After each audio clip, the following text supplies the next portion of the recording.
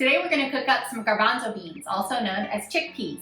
The difference to me in cooking them up fresh as opposed to canned, other than that you can control your sodium, is that they're so much softer, almost buttery, and I love that texture. So when I have time, I love to do them fresh. We're going to do them really quick in our Instant Pot. We're just going to add 6 cups of water. We have a pound of garbanzo beans here that we have soaked. Rinsing and soaking, there's a lot of debate out there about it. They are dirty when you buy them because they can't pre-wash them or they might get moldy. So you want to at least rinse them.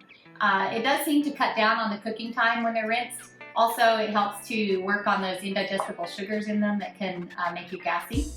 But like I say, there's debate. You do whatever you want. I'm going to put 1 onion in there. And I just like to put a teaspoon of salt. Salt more later if it needs it.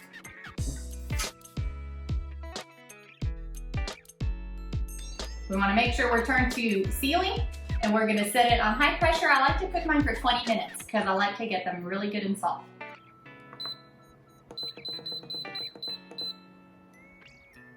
Okay, our beans are done.